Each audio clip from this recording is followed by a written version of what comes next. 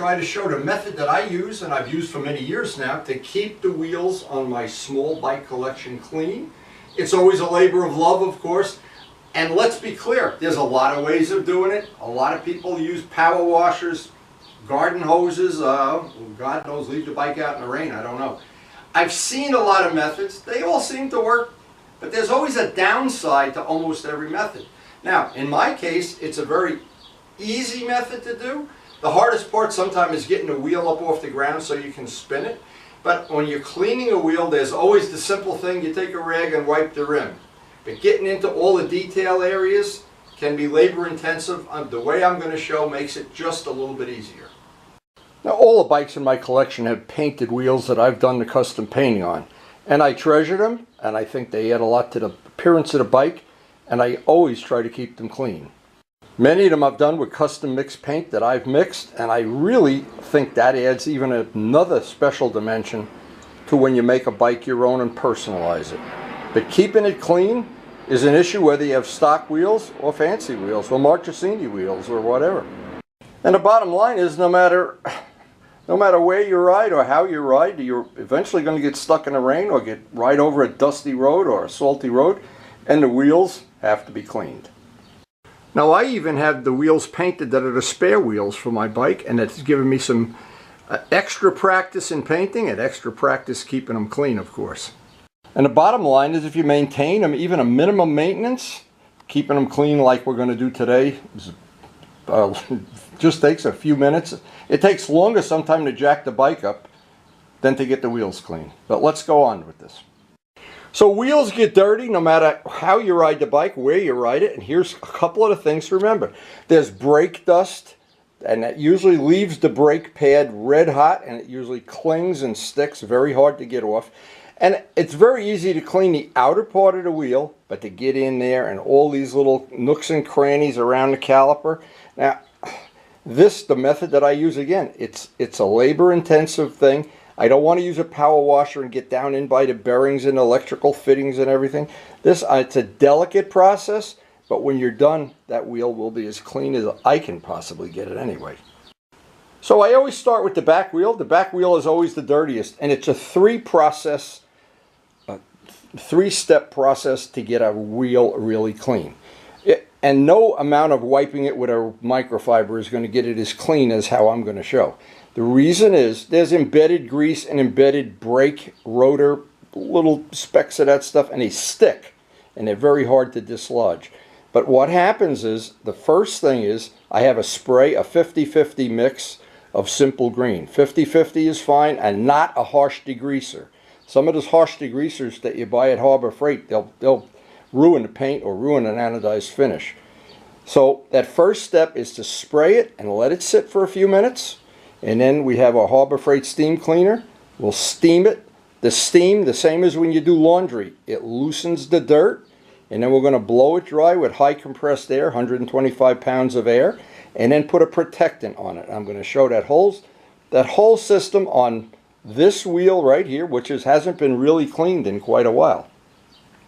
Now, this is the steam cleaner I use. I've used it many years. It's about $100, maybe a little less or more if you don't have a coupon.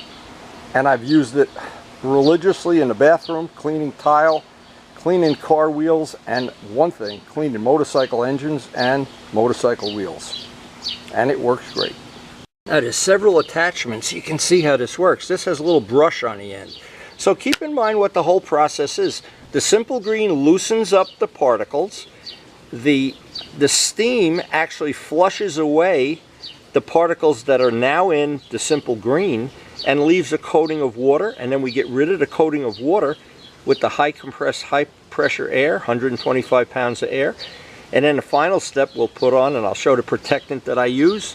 Very easy to do, and that wheel then should be good for a long time. Now, because some of the bikes don't have spools, I use a car jack just to get the wheel up off the ground so I can spin it. I have to use a come along to get the front wheel off the ground. But being able to spin the wheel, of course, makes it a lot easier. Simple Green, watered down 50-50. Full strength is unnecessary. I haven't found it any better to use it full strength. You do not want to use these Harbor Freight type degreasers. Anything that's really a very, very powerful degreaser is going to tend to deteriorate the paint or the anodized surfaces. So I really don't want to do that. And I don't want to get any high pressure water from a hose or a pressure washer. There's spots I don't want to get it in. So it's a good idea, keep the steam cleaner moving. I'm putting some of this footage in fast forward because I don't want the video to get too long. And get in all the nooks and crannies, and of course don't burn yourself. And the steam is over 200 degrees. But this is where all of the grit that the Simple Green has loosened up, you're basically flushing it away. And then the last step is you have to get compressed air. Or if you didn't have a compressor, I guess you'd have to use towels to dry everything off. Now it's great for getting stuff off right down between the wheel and the sprocket. But I don't want to get any directly on the chain. It's not going to do that any favor. But anywhere there's a big glob of grease or anything, road grime, this tends to take it off pretty quick. Now my compressor goes to 125, but I guess even less would be fine. It'd just take longer. But I have a nice little air chuck with a little tubing extension. I can get down in all the little nooks and crannies. And they make, several different varieties of this. But anything that'll blow the water away. In fact, Ray uses a leaf blower when he does similar things. And I guess it works okay. Anything you can use to get it dry. But again, if you don't have this, you can always use a towel. And when you're all done, throw it in the laundry. But now the hard part. Now that we got it dry, we want to use this product, Turtle Wax Spray and Dry. It's made to go over a wet car. So if you really don't get all of the water off, it's okay too. And this really puts on a nice layer of wax protection. Now the whole purpose of this step is there only to make it that in the future, the next year or so that you ride the bike, it's easier to clean the wheels. Now, if you just do the rim, of course, that's okay. But if you can get down into all the little nooks and crannies between the sprocket and the wheel, all of those little areas, and get a coat of protection on it, the next time you go to do this, the steam will blow it right off. It's just like having a coat of wax on a car. It just makes it easier to keep it clean.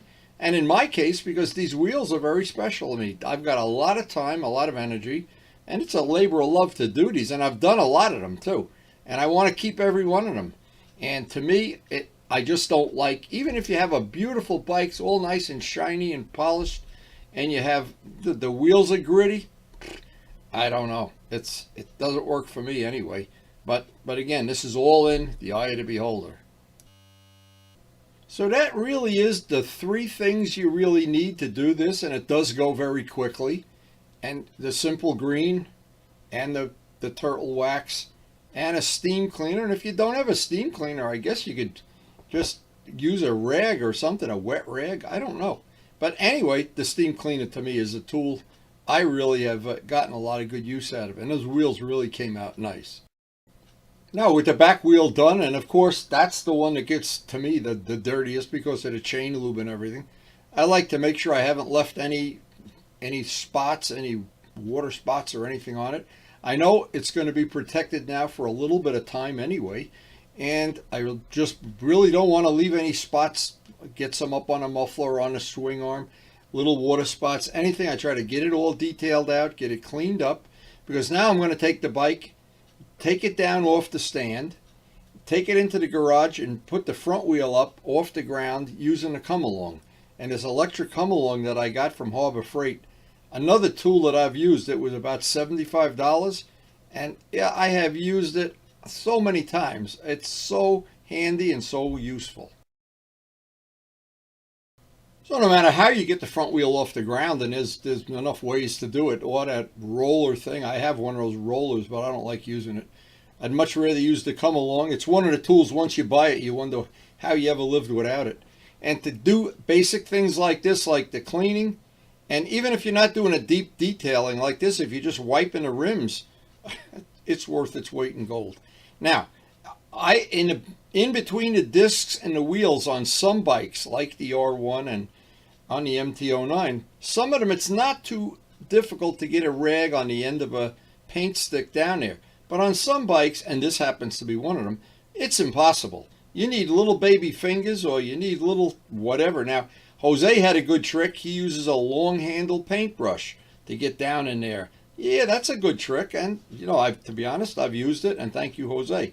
But one thing about this method, you get every nook and cranny in between the caliper, bolts, everything. When you're done, it's very satisfying to have the bike that clean. And you don't have to do it every week or something. You know, a deep cleaning like this, maybe I would do it once a year even, or if you were so inclined to go to bike shows or the meetups or whatever.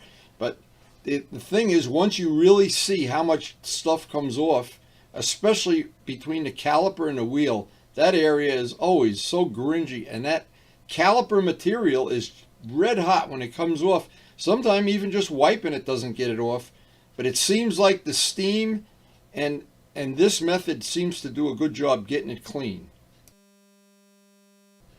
Now, of course, it is important at every step of the road here to get all of the water off. The one thing, I always think of it this way: water is probably a motorcycle's worst enemy because it gets into electrical connectors.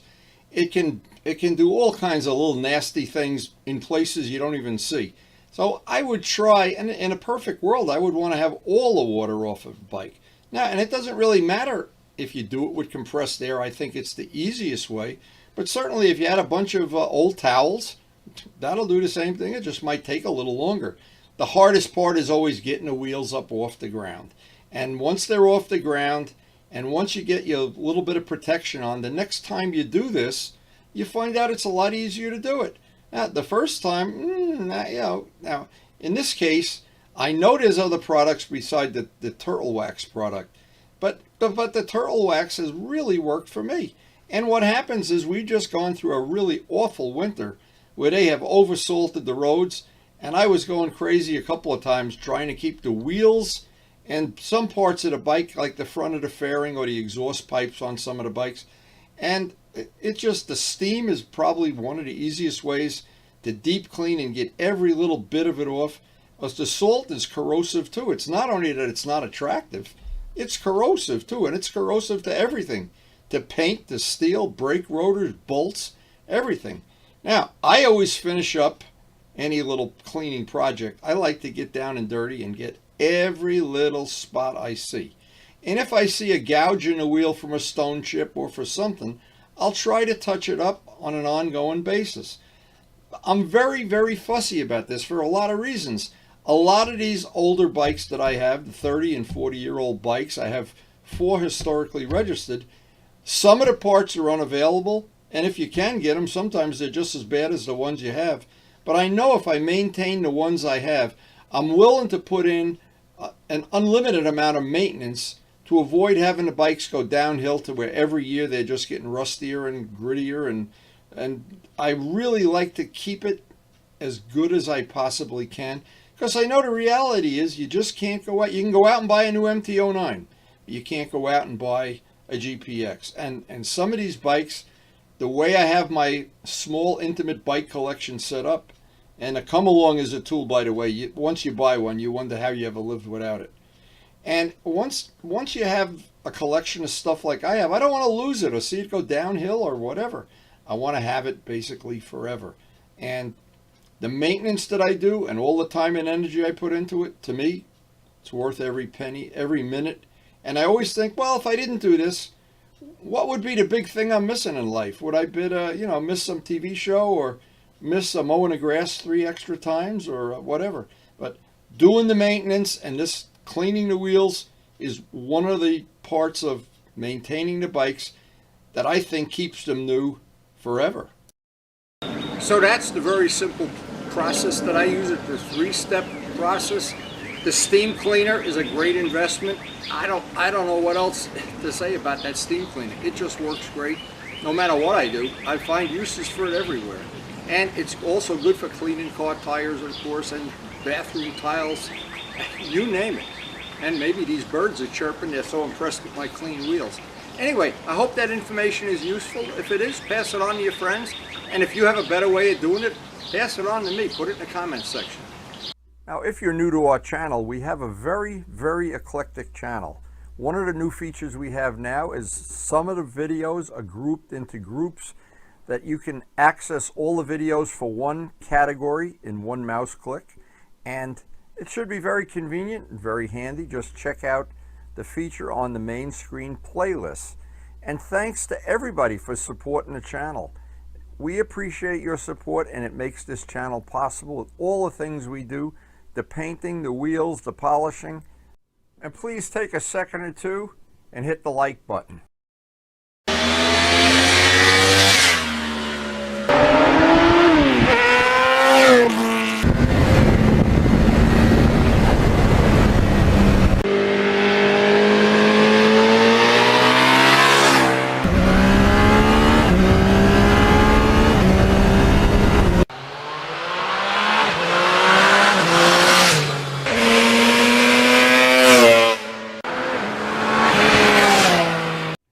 And thanks everyone for watching.